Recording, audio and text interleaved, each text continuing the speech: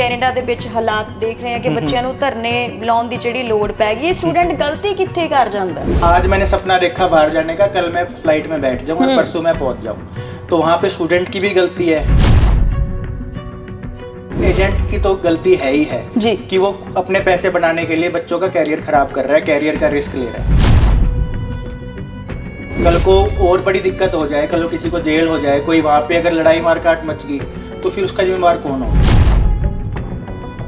दोनों साइड से गलती है। बच्चे को लालच था एंड लालच का फायदा कंसल्टेंट ने उठाया। जो एजेंट आपसे सीधा पैसा ले रहा है वो 99.999% आपसे फ्रॉड कर रहा है, वो आगे भेज ही नहीं रहा पैसे। फेक जाली लेटर था, बच्चा को कह रहा था कि मैं आपका वहाँ एडमिशन करा दूंगा जहाँ कोई नहीं करा सकता, मुझे तो घर पे ही छापने थे। अगर कोई नहीं करा पा रहा, बड़ी से बड़ी कंपनी एडमिशन नहीं करा पा रहा, ये कैसे करा लेगा? तो कोई भी बहुत अच्छी जो स्कीम लगती है ना, बहुत तगड़ी स्कीम, वो ज्यादातर फ्रॉड ही होती है। एक लड़की ਦੀ ਵੀਡੀਓ ਵਾਇਰਲ ਹੋ ਰਹੀ ਹੈ, ਉਹ ਕਹਿ ਰਹੀ ਹੈ ਕਿ ਮੈਂ ਤੁਹਾਡੇ ਬੁਰੇ ਹੱਥ ਜੋੜਦੀ ਹਾਂ ਜੀ, ਆਪਣੀਆਂ ਧੀਆਂ ਨੂੰ ਆਪਣੇ ਮੁੰਡਿਆਂ ਨੂੰ ਬਾਹਰ ਨਾ ਭੇਜੋ। ਇਹ ਕੀ ਪ੍ਰੋਬਲਮ ਕਿੱਥੇ ਆ ਜਾਂਦੀ ਹੈ ਨਾ? मैंने तो वीडियो देखी नहीं, पर किस बात पे वो बोल रही है क्यों ना भेजो? जो बच्चे यहाँ से फेल होके जा रहे हैं, पैकेज में जा रहे हैं, 5.5 में जा रहे हैं, मेहनत नहीं करना चाह रहे, बाई चांस पहुंच गए तो वो आगे जाके रो रहे हैं कि चलो 50,000 दे दे, ਲੱਖ ਦੇ ਦੇ, ਜਾਲੀ ਸ਼ੋਅ ਕਰ ਦਿੰਦੇ ਆ ਕੰਮ। ਜਾਲੀ ਸ਼ੋਅ ਕਰਕੇ ਗੱਲ ਬਣ ਜਾਂਦੀ ਹੈ ਕਿ जेन्युइन चीज चलती है। अगर पैसे नहीं है तो कोशिश करो इंडिया में मेहनत करो, फिर भी बाहर जाने का है तो गोल्ड लोन मिल जाता है, स्टडी लोन मिल जाता है। जाली डॉक्यूमेंट के साथ 100 बंदे अप्लाई कर रहे हैं, 5 का वीजा लगेगा और कंसल्टेंट 20-20 लाख रुपए ले लेगा। घट रेट च भी कहते कई एजेंट वीजा दे देते हैं। कोई 2 कमरे का 1 कमरे का कॉलेज होगा, वहाँ पे 1000 लोग अप्लाई करेंगे, 2 या 4 का वीजा आ जाएगा, बाकी 900 बच्चों का नहीं आएगा। एजेंट कहते हैं कि ਅਸੀਂ ਮਹੀਨਾ ਪਹਿਲਾਂ ਹੀ दावा कर दें कि ਅਸੀਂ ਤੁਹਾਡੀ फाइल ला देंगे, कि ये चीज पॉसिबल है? फाइल लगाना एम है या आपको पहुंचना एम है? जो बेकार कॉलेज है वो तो हमेशा खुले रहते हैं क्योंकि उनके वीजा ही नहीं आ रहे, तो वीजा नहीं आ रहा वो तो ओपन रहेगा मैम। पर हुण तां सौखा ही बड़ा हो गया, कहते हुण तां आज दी लोड़ ही नहीं हैगी, पीटी करो ते बाहर जाओ, कनेडा वीजे दे ही जांदा है। 5.5 पे आ जाओ, विदाउट आइलेट्स आ जाओ, फीस ना भरो, ये ना भरो, ज्यादातर फ्रॉड होता है। पीटी बेस्ट ऑप्शन है या बंदा आल्स करके चल जावे? मैम मेहनत कर लेगा तो दोनों ही क्लियर हो जाते हैं, तो दोनों ही बेस्ट हैं। पर इतने मेहनत भी नहीं करते लोग, वो कहते कि चलो जी 20-25 ਲੱਖ ਹੈਗਾ, ਕਿੱਲਾ ਵੇਚਿਆ ਚੱਲੇ ਬਾਹਰ ਨੂੰ। ਕੁਝ ਏਜੰਟ ਇਦਾਂ ਦੇ ਹੈਗੇ ਆ ਤੇ ਇਦਾਂ ਵੀਜ਼ੇ ਲੱਗ ਜਾਂਦੇ। ਤੁਸੀਂ ਵੀ ਇਦਾਂ ਲਵਾਉਨੇ ਹੋ? सस्ते सस्ता कॉलेज लूँ, फ्री में मेरा अप्लाई हो जाए, फीस घट से घट, तो वहाँ पे बहुत बड़ी गलती होती है। बच्चा सोचते है कि मेरे को पढ़ना ही ना पड़े, हमसे पूछते हैं बच्चे कि 1 दिन क्लास वाला बता दो, 2 दिन क्लास वाला बता दो। 18, 19 साल के बच्चे, यही एम्बेसी देख रही है कौन बच्चा पढ़ने आ रहा है, कौन बच्चा पढ़ने नहीं आ रहा, एंड जो पढ़ने नहीं आ रहा उसका रिजेक्शन है। ईयर हेड बच्चों ਨੂੰ ਇਹੋ ਜਿਹਾ ਕੀ ਪ੍ਰੋਵਾਈਡ ਕਰਾਉਂਦਾ ਹੈ ਜੋ मतलब बच्चे ਉਹਨਾਂ ਕੋਲ ਆਉਣ? ईमानदारी से आपको बताया जाएगा जी, आपका मूड अच्छा हो बेकार हो, जो सच है आपके साथ साझा किया जाएगा। ज्यादातर कंसल्टेंट एलिजिबिलिटी बताते हैं या फिर आपको 1-2 ऑप्शन दे देते हैं जहाँ पे उनकी कमीशन ज्यादा हो, तो वो हमारा सिस्टम नहीं है। जॉब के हिसाब से, डिमांड के हिसाब से, ताकि वहाँ जाके धरने पे ना बैठना पड़े। यहाँ से शॉर्टकट या सबसे सौखा कोर्स ना बता के सबसे बढ़िया कोर्स आपको बताते हैं। इसमें ਸਤਿ ਸ਼੍ਰੀ ਅਕਾਲ ਜੀ, ਔਨਰ ਵੇਖ ਰਹੇ ਦਰਸ਼ਕਾਂ ਦਾ ਮੈਂ ਨੂਰਵਰਜੋਤ ਸਵਾਗਤ ਕਰਦੀ ਹਾਂ। ਸੋ ਅੱਜ ਦੀ ਇਹ ਇੰਟਰਵਿਊ ਉਹਨਾਂ ਦੇ ਲਈ ਬਹੁਤ ਜ਼ਿਆਦਾ ਲਾਹੇਵੰਦ ਹੈ। ਜਿਹੜੇ ਸਟੂਡੈਂਟਸ ਬਾਹਰ ਜਾਣਾ ਚਾਹੁੰਦੇ ਨੇ, ਸੁਪਨਾ ਸਜੋਈ ਬੈਠੇ ਨੇ ਕਿ ਅਸੀਂ ਬਾਹਰ ਜਾਣਾ, ਕੈਨੇਡਾ ਰਹਿਣਾ, ਸਟੱਡੀ ਬੇਸਿਸ ਤੇ ਜਾਣਾ, ਜਿੱਦਾਂ ਵੀ ਜਾਣਾ ਤੁਸੀਂ, ਉਹ ਸਾਰੀਆਂ ਗੱਲਾਂ ਅੱਜ ਕਲੀਅਰ ਕਰਾਂਗੇ। ਕਿਹੜੇ ਏਜੰਟ ਤੋਂ ਤੁਸੀਂ ਫਾਈਲ ਲਵਾਉਣੀ ਹੈ, ਕਿੱਥੇ ਤੁਸੀਂ ਗਲਤੀ ਕਰ ਜਾਂਦੇ ਹੋ, ਤੇ ਅੱਜ ਕੈਨੇਡਾ ਦੇ ਵਿੱਚ ਕਿਸ ਤਰ੍ਹਾਂ ਦੇ ਹਾਲਾਤ ਬਣ ਗਏ ਨੇ ਕਿ ਸਟੂਡੈਂਟ ਧਰਨਾ ਲਾਉਣ ਦੇ ਲਈ ਮਜਬੂਰ ਹੋ ਚੁੱਕੇ ਨੇ। ਸੋ ਇਹਨਾਂ ਸਾਰੀਆਂ ਗੱਲਾਂ ਦੇ ਜਵਾਬ ਦੇਣ ਦੇ ਲਈ ਮੇਰੇ ਨਾਲ ਮੌਜੂਦ ਨੇ ਸਫੀਅਰ ਐਂਡ ਇੰਟਰਨੈਸ਼ਨਲ ਤੋਂ ਅਭਿਸ਼ੇਕ ਬਾਕਰ जी। स्वागत है जी honour. Thank you ma'am, thank you so much. हो ठीक ठाक हो जी? बहुत अच्छे हैं। कितना चल रहे ने वीजे? मैम काफी अच्छे चल रहे हैं वीजा वगैरह तो। हाँ जी जे गल कर लिए 2022 ਦੀ ਕੈਨੇਡਾ ਸਟੱਡੀ ਵੀਜ਼ੇ ਦੀ, ਤਾਂ 2022 ਦੇ ਵਿੱਚ 60% ਜਿਹੜਾ ਸੀਗਾ ਸਕਸੈਸ ਰੇਟ ਗਿਆ ਸੀਗਾ, ਤੇ ਹੁਣ 2023 ਚੱਲ ਗਿਆ ਤੇ 6 ਮਹੀਨੇ ਨਿਕਲ ਚੁੱਕੇ ਨੇ, ਤੇ ਕੀ ਸੀਨ ਹੈ ਇਸ ਵਾਰ, ਕਿੰਨਾ ਸਕਸੈਸ ਰੇਟ ਰਿਹਾ ਜਿਹੜਾ ਬੱਚਿਆਂ ਦਾ? मैम 60% ओवरऑल इंडिया का था, लेकिन अगर आप पंजाब, दिल्ली, हरियाणा का देखो तो 40% से भी कम था, 30-40%। हाँ हाँ। अभी मैम काफ़ी अच्छा चल रहा है, अभी 60 से ऊपर है, ये आपको बोल सकता हूँ। लेकिन जो वीक बच्चे हैं उनके तब भी रिजेक्शन थे, आज भी रिजेक्शन है। एंड जो इंटेलिजेंट बच्चे हैं, जो अच्छा कॉलेज लेते थे, उनके जब भी वीज़ा लगते थे, आज भी वीज़ा लग रहे हैं जी। हाँ जी, तो ज़्यादा फर्क नहीं है।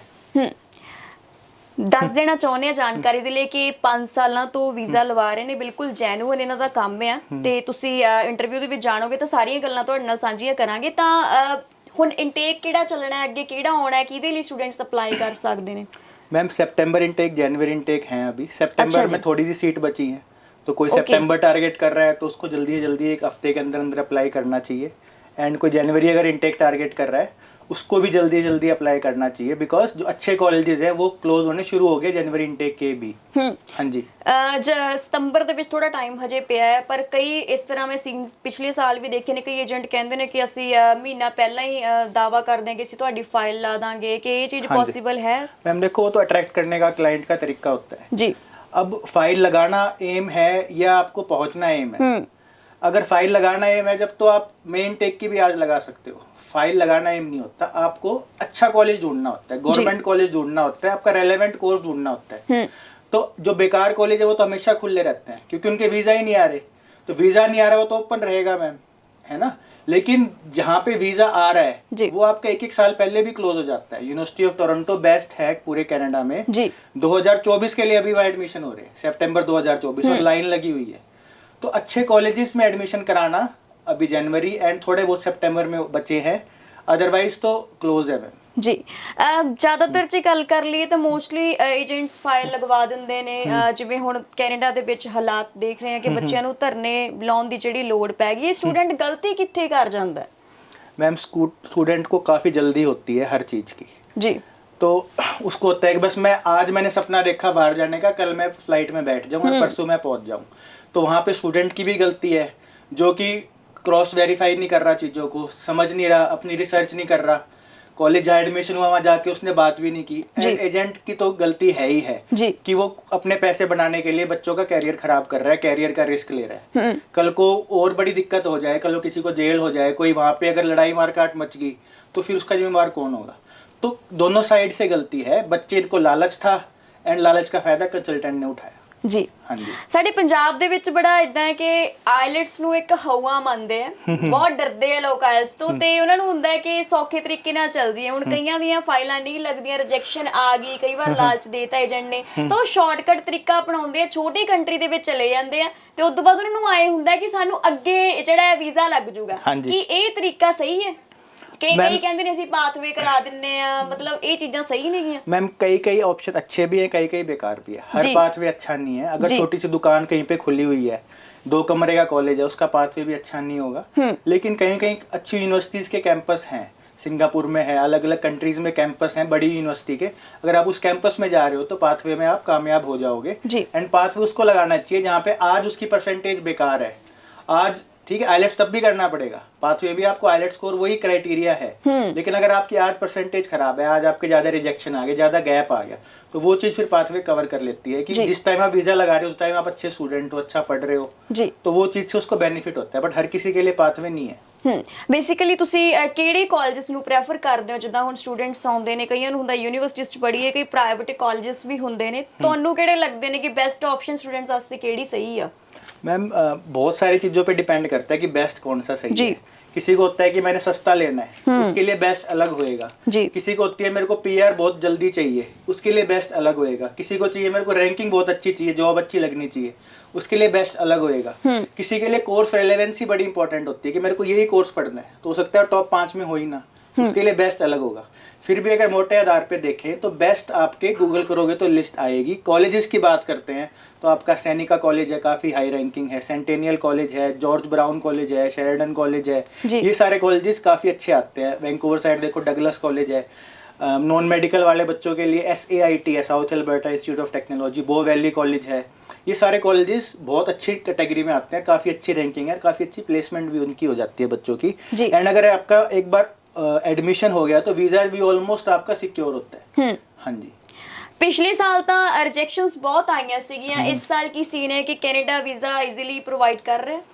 पिछले साल से थोड़े कम स्ट्रिक्ट है कनाडा जी। बट जो बच्चे 5.5 के साथ लगा रहे हैं, कॉलेज बेकार ले रहे हैं, जल्दी जल्दी के अंदर, जी, जैसे जी। अभी कोई बच्चा अगर कोई कह रहे 1 महीने बाद 2 महीने जी। बाद कि सितंबर में आपको दिला दूंगा, जी। बच्चा कह रहे हाँ पाजी दिला दो, एंड वो फिर उन बच्चों का फिर रिजेक्शन आ रहा है। हाँ, तो सक्सेस रेट पहले से बेटर है, लेकिन अभी भी जो बच्चे गलत पैकेज में जा रहे हैं, गलत कर रहे हैं, उनके भी काफी रिजेक्शन आ ਪਰ रहे हैं। ਹੁਣ ਤਾਂ ਸੌਖਾ ਹੀ ਬੜਾ ਹੋ ਗਿਆ, ਕਹਿੰਦੇ ਹੁਣ ਤਾਂ ਅੱਜ ਦੀ ਲੋੜ ਹੀ ਨਹੀਂ ਹੈਗੀ, ਪੀਟੀ ਕਰੋ ਤੇ ਬਾਹਰ ਜਾਓ, ਕੈਨੇਡਾ ਵੀਜ਼ੇ ਦੇਈ ਜਾਂਦਾ ਹੈ। मैम ਇਹ ਕਿੰਨੀ ਕੁ सीट ਸੱਚਾਈ ਤੁਹਾਨੂੰ सीट ਸਹੀ तो ਲੱਗਦਾ? उतनी है ना, सीट अगर आप 100 मान के चलो, आज 100 सीट है तो 2 महीने बाद भी वही 100 सीट है, तो बच्चे तो उन्हें उतने ही लेने हैं।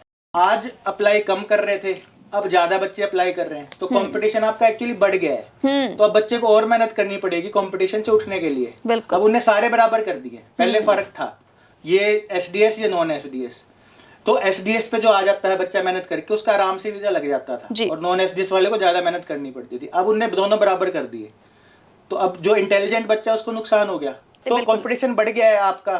एंड अगर आप 6 ईच के साथ आज अप्लाई, अब 10 अगस्त के बाद अप्लाई करोगे तो शायद आपको रिस्क बढ़ जाए आज अप्लाई करोगे उसके मुकाबले।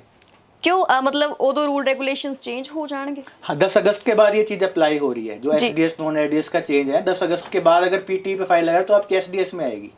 तो कोई बच्चा सोच रहा है कि वो पीटी पे फाइल लगाएगा एसडीएस में आएगी, बड़ा खुश हो रहा है, पर उसको ये नहीं पता कि सारे बच्चे ही जो पीटी करके बैठे जी। हैं सारी एसडीएस में लगाएंगे और कंपटीशन बहुत ज्यादा बढ़ जाएगा। जी। सीट उतनी ही है, तो आपको बहुत बड़ा बेनिफिट नहीं है। अब पीटी के अंदर भी 60 ईच लेने पड़ेंगे, तो 60 ईच पे कितने बच्चे फाइल अप्लाई करेंगे? बहुत ज्यादा अप्लाई करेंगे, तो आपको फिर 60 ईच से भी ज्यादा लेने पड़ेंगे। जी। तो मेहनत तो उतनी ही करनी पड़ेगी मैम। ਤੁਹਾਡੇ ਅਕੋਰਡਿੰਗ ਬੈਸਟ ਆਪਸ਼ਨ ਕੀ ਆ?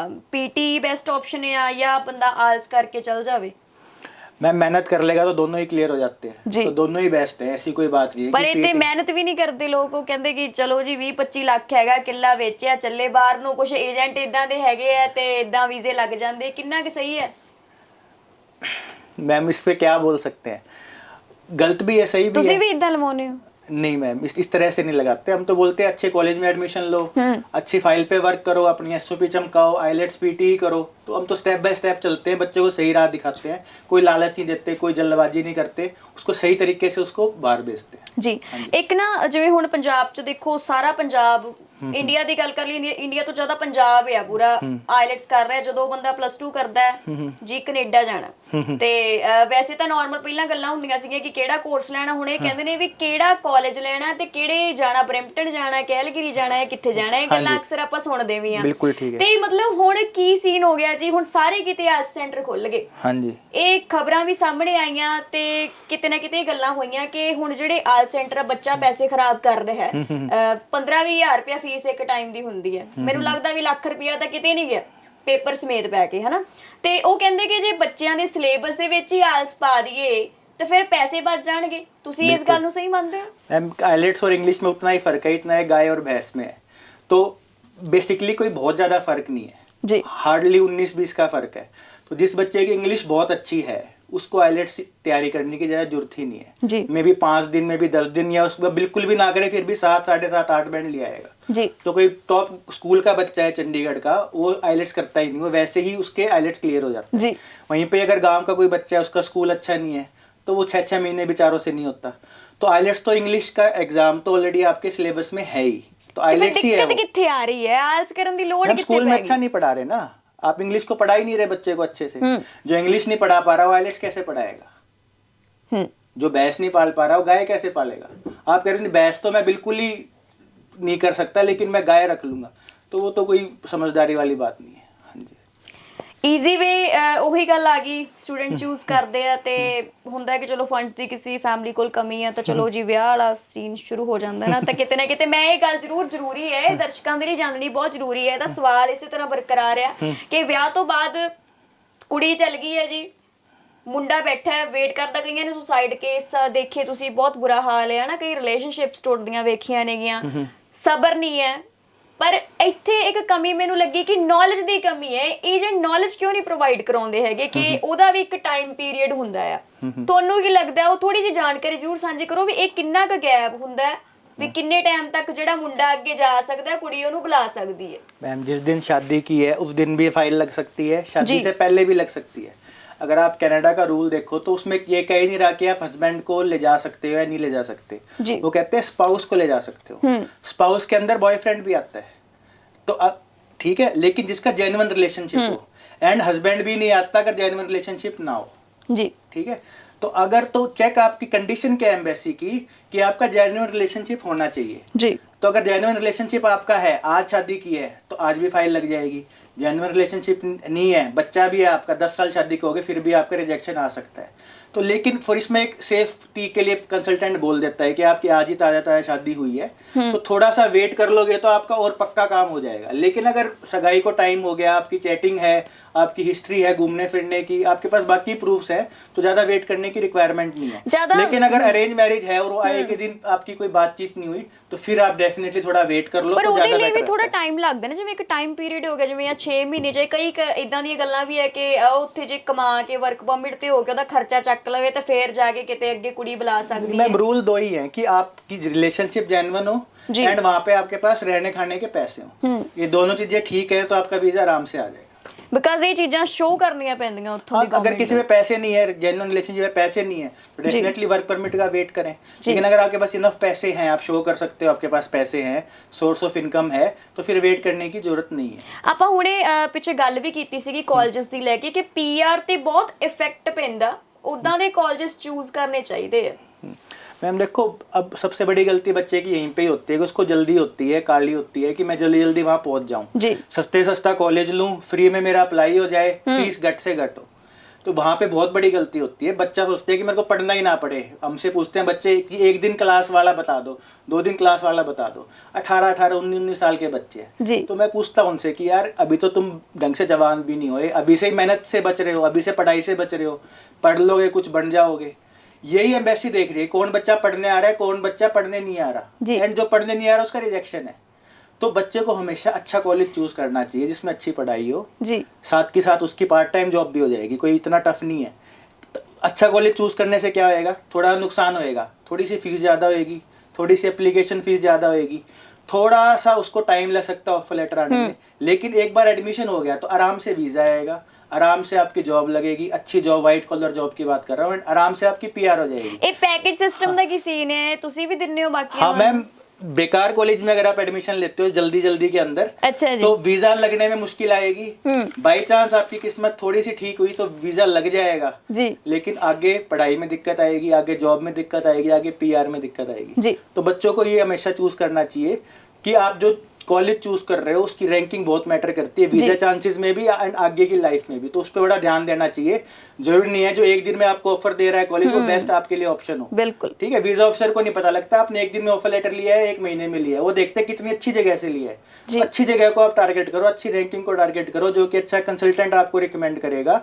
गूगल पे क्रॉस चेक करो, जो वहां पे है आपका नोन, उससे क्रॉस चेक करो कि भाई ठीक ठाक रेपुटेशन वाला कौन है, उसके ऊपर टारगेट करके आप प्लीज उस पे अप्लाई करो, ना कि जो सबसे आसान हो, जो खाली पड़ा है, जो एडमिशन दे रहा है आपको, हर किसी को ऑफर लेटर बांट रहा है, उसको टारगेट मत करो।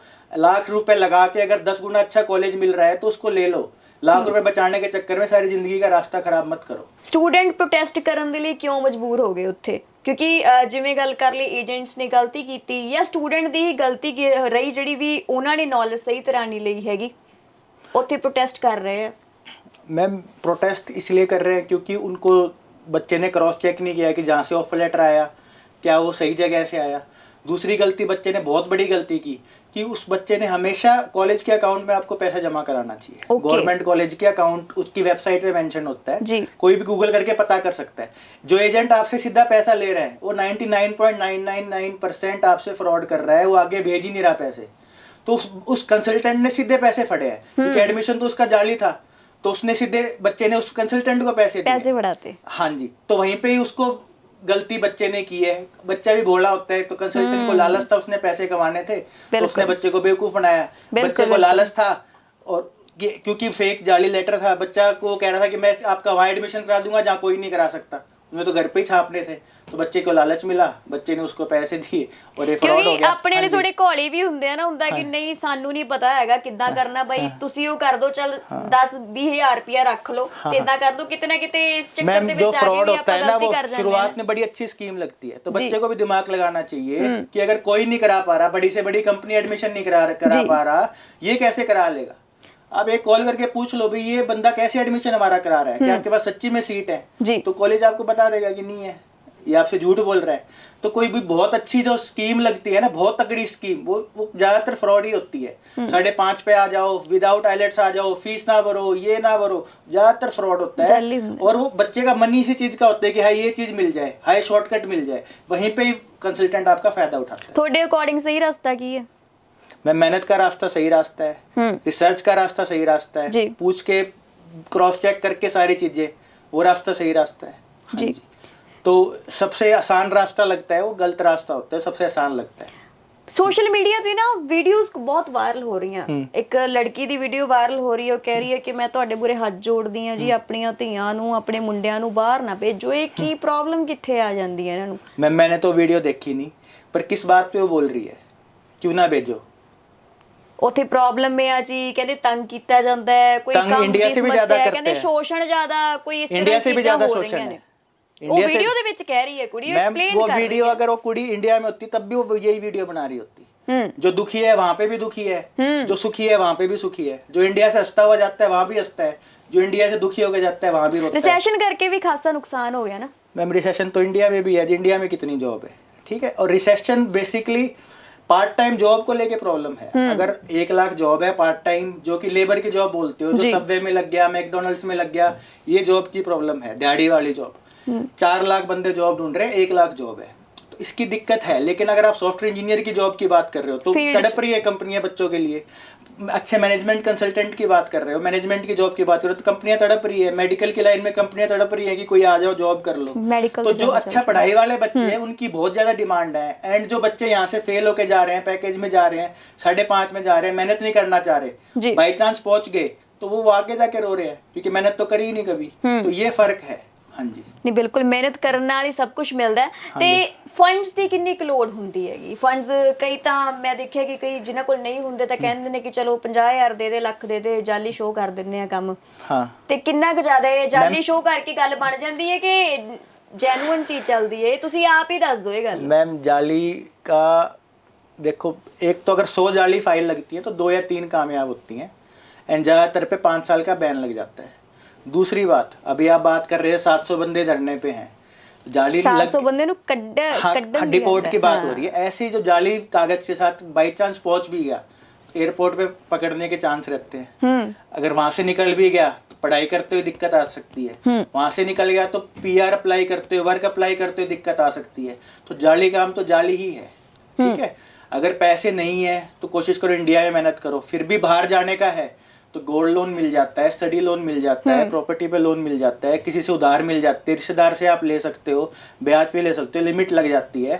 तो सही रास्ता वही है जहाँ पे आप खुद पैसे अरेंज करके अप्लाई कर रहे हो, जहाँ पे आप दूसरे बंदे पे डिपेंड कर रहे हो कि वो पैसे लगा दे, वो काम कर दे, ठीक है। तो वहीं पे आपके साथ फ्रॉड होने का चांस बढ़ जाता है। अगर जाली डॉक्यूमेंट के साथ 100 बंदे अप्लाई कर रहे हैं, 5 का वीजा लगेगा और कंसल्टेंट 20-20 लाख रुपए ले लेगा जी। वहीं पे अगर जेन्युइन डॉक्यूमेंट के साथ 100 बच्चे अप्लाई करें, 90-80 का लग जाएगा। हाँ जी, तो ये एक फर्क है जो आपको अट्रैक्ट कर रहा है। पर ਇਹ ਵੀ ਹੈ ਨਾ ਕਿ ਕਹਿੰਦੇ ਵੀ ਮਤਲਬ ਘੱਟ ਰੇਟ 'ਚ ਵੀ ਕਹਿੰਦੇ ਕਈ ਏਜੰਟ ਵੀਜ਼ਾ ਦੇ ਦਿੰਦੇ ਨੇ, 5 ਲੱਖ ਲੈ ਆਓ, 4 ਲੱਖ ਲੈ ਆਓ ਤੇ ਵੀਜ਼ਾ ਦੇ ਦਿੰਦੇ ਆ। ਕੋਈ ਸੱਚੀ ਗੱਲ ਹੈ? ਤੁਸੀਂ ਆਪ ਹੀ ਦੱਸ ਦਿਓ ਇਹ ਗੱਲ। मैम, एक आप गूगल करोगे ना, फ्रीडम मोबाइल गूगल करना, 250 रुपए मोबाइल दे रहा था। अच्छा। एक कंपनी थी इंडिया के अंदर, make in India, make in India, उस पे मोबाइल के ऊपर इंडिया का झंडा बना हुआ था, 250 रुपए में दे रहा था। उसने बहुत सारे लोगों से पैसे इकट्ठे कर लिए एंड वो भाग गया, ठीक है। ऐसे ही 2 लाख, 3 लाख, 4 लाख, 5 लाख। हाँ, कोई 2 कमरे का, 1 कमरे का कॉलेज होगा, वहां पे 1000 लोग अप्लाई करेंगे, 2 या 4 का वीजा आ जाएगा, बाकी 900 बच्चों का नहीं आएगा। तो वही वाली स्कीम, वैसी सी स्कीम ही है जहाँ पे आप वो चीज मार्केट में बेचते हो या वो चीज आप मार्केट में बोलते हो जिससे लोगों की आंखें फट जाए, आपके मुंह खुला रह जाए, ठीक है। बट ये नहीं समझते कि रैंकिंग के हिसाब से आपको वीजा मिलता है, ना कि पैसे के हिसाब से। अगर रैंकिंग लो है, 3 लाख का भी है, रैंकिंग लो है तो वीजा सक्सेस रेट लो होगी। हाँ जी, जो अच्छा कॉलेज है उसकी थोड़ी बहुत फीस ज्यादा होगी, उसकी वीजा भी सक्सेस ज्यादा होगी। जीएसी ज्यादा मार ਜਾਂਦੀ ਹੈ ਬੰਦੇ ਨੂੰ, जीएसी ਦੇ ਜ਼ਿਆਦਾ वो तो वापस मिल जाते हैं। हाँ, वापस मिल जाते हैं। ਉਹ ਚਲੋ ਮਹੀਨੇ ਬਾਅਦ ਆਉਂਦੇ ਨੇ, ਪਰ ਜਦੋਂ ਇੱਕ ਵਾਰ ਭਰਨੀ ਔਖੀ ਲੱਗਦੀ ਨਾ ਬੰਦੇ ਨੂੰ, ਬੜਾ ਔਖਾ ਹੋ ਜਾਂਦਾ ਵੀ 5-6-7 ਲੱਖ ਮੇਰੇ ਖਿਆਲ ਦੇ ਵਿੱਚ ਉਹਦਾ ਬਣ ਜਾਂਦਾ। 6.5 ਲੱਖ ਕੇ ਤੇ ਜੇ ਨਾਰਮਲ ਫੀਸ ਭਰ ਕੇ ਜਾਣਾ ਪਵੇ ਤੇ ਫਿਰ ਤਾਂ ਮੈਨੂੰ ਲੱਗਦਾ ਸਾਰੇ ਤੁਰੇ ਹੋਣ ਜਿਸ ਹਿਸਾਬ ਨਾਲ ਰੇਟ ਆ। ਤੇ ਭਾਜੀ ਆਖਰ ਦੇ ਵਿੱਚ ਇਹ ਸਵਾਲ ਹੈ ਕਿ ਸਫੀਅਰ ਹੈਡ ਬੱਚਿਆਂ ਨੂੰ ਇਹੋ ਜਿਹਾ ਕੀ ਪ੍ਰੋਵਾਈਡ ਕਰਾਉਂਦਾ ਹੈ ਜੋ ਮਤਲਬ ਬੱਚੇ ਉਹਨਾਂ ਕੋਲ ਆਉਣ ਕੀ ਗਾਈडलाइंस ਨੇ, ਕੀ ਤੁਸੀਂ ਜਾਣਕਾਰੀ ਦੇਣਾ ਚਾਹੁੰਦੇ ਜਰੂਰ ਸਾਂਝਾ हाँ, ਕਰੋ। एक तो गारंटी है कि आपको सही जानकारी मिलेगी, सही नॉलेज मिलेगी, ईमानदारी से आपको बताया जाएगा। जी। आपका मूड अच्छा हो बेकार हो, जो सच है आपके साथ साझा किया जाएगा कि ये सच्चाई है, ये बिल्कुल आपकी सच चाहे परसेंटेज तिखा है। लगता है, हाँ पर जी, ठीक है। हाँ, ये आपके ओवरऑल सक्सेस के चांसेस है, ये आपकी प्रोफाइल में कमी है, ये आपकी प्रोफाइल में अच्छी है, ये रास्ता लोगे तो आपके लिए बेटर रहेगा, ये रास्ता लोगे तो आपके साथ ठीक नहीं होएगा। जी। उसको ये गारंटी दी जाती है कि आपसे सही कंसल्टिंग आपको दी जाएगी। दूसरी बात, रैंकिंग के हिसाब से आपको लिस्ट दी जाएगी, कोई भी आपको प्रोवाइड नहीं करता कि बेस्ट रैंकिंग ये है आपके लिए, जी। सेकंड बेस्ट ये है, थर्ड बेस्ट ये है, फोर्थ बेस्ट ये है, इसकी इतनी फीस है, ये लोकेशन है, ये एप्लीकेशन है, ये इनटेक है, इसकी जी। इतनी फीस है, ये लोकेशन है, ये ड्यूरेशन है, ये इनटेक है, जी। सारी डिटेल्स के बाद आपको दी जाएगी। रैंकिंग का मतलब वीजा चांसेस, इस कॉलेज के इतने वीजा चांस है, इसके इतने वीजा Ranking चांस पे है, depend इससे करता आप है। अपना डिसीजन ले सकते हो। ज्यादातर कंसल्टेंट एलिजिबिलिटी बताते हैं या फिर आपको एक दो ऑप्शन दे देते हैं जहाँ पे उनकी कमीशन ज्यादा हो, तो वो हमारा सिस्टम नहीं है। सेकेंडली, आपको कोर्स सिलेक्शन पे बहुत ज्यादा गाइडेंस की जाएगी, आपके लिए सबसे रेलेवेंट कोर्स कौन सा है, पीआर के हिसाब से, जॉब के हिसाब से, डिमांड के हिसाब से, ताकि वहां जाके धरने पे ना बैठना पड़े। यहाँ से शॉर्टकट या सबसे सौखा कोर्स ना बता के सबसे बढ़िया कोर्स आपको बताते हैं। इसमें थोड़ी सी ज्यादा मेहनत हो सकती है, लेकिन आगे के लिए आपका रास्ता साफ हो जाता है। जी। तीसरी चीज, स्टेटमेंट ऑफ पर्पस। ज्यादातर लोगों ने एसओपी सुना होगा, मीनिंग नहीं पता होगा, बट बहुत ज्यादा इंपॉर्टेंट डॉक्यूमेंट है।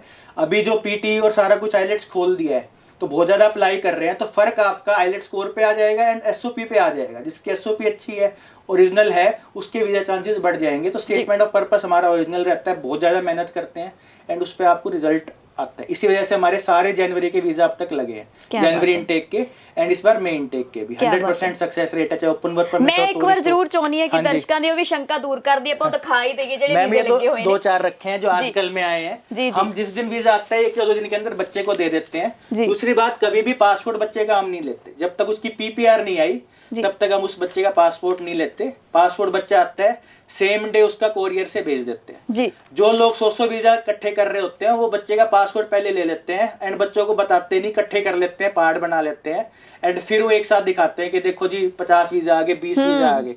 हमारा एक दिन से ज्यादा पासपोर्ट हमारे पास नहीं रहता, और जैसे ही वीजा आता है बच्चे का हम उसको हैंड ओवर कर देते हैं। तो आजकल के वीजा है मैम 4 वीजा, उसमें से 2 टूरिस्ट वीजा है, 2 स्टडी वीजा है।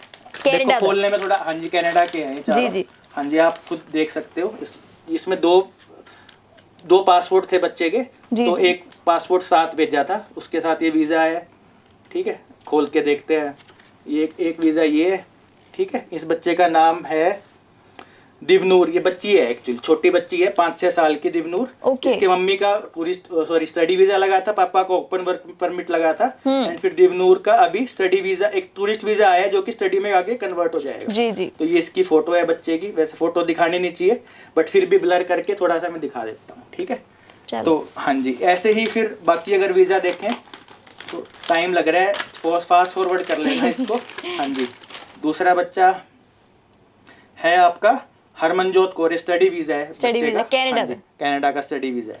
हाँ जी, तीसरा देखते हैं, ये मिस्टर एरी डबास है, इनका टूरिस्ट वीजा है, विजिटर वीजा। इनके अराउंड 32-33 एज है, इनका टूरिस्ट वीजा लगा है। इस एज में थोड़ा वीजा लगना मुश्किल होता है टूरिस्ट। बिल्कुल बिल्कुल हाँ जी, तो इनको गाइडेंस देके कि कैसे लगेगा, क्या सही रहेगा, इनको उस हिसाब से बताया। ਜ਼ਰੂਰੀ इनका ਨਹੀਂ ਹੈ ਕਿ वीजा- ਸਟੱਡੀ ਦਾ ਵੀ ਹੋਵੇ, ਬਾਕੀ ਜਿਹੜੇ ਵੀਜ਼as ਹੁੰਦੇ ਉਹਦੇ ਲਈ ਵੀ ਥੋੜਾ ਧਿਆਨ ਨਾਲ ਹੀ ਚੱਲਣਾ ਪੈਂਦਾ, ਜੋ ਚੀਜ਼ਾਂ हाँ जी, ਸ਼ੋ हाँ ਆਫ जी। ਕਰਨੀਆਂ ਪੈਂਦੀਆਂ ये ਨੇ। इसका वीजा है कनाडा का, ये वीजा है जी, एरी कनाडा डबास का। हाँ जी। फिर ये इनकी एरी की मम्मी का वीजा है।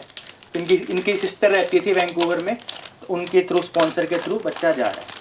ओके। हाँ जी, जर्नली इस एज में वीजा देते नहीं है 32 साल में, तो इनकी मदर के साथ इनका वीजा लगाया। मम्मी और बच्चे का लगाओ तो फिर लग जाता है, पापा पीछे हो, तो इस तरीके से इनका वीजा है।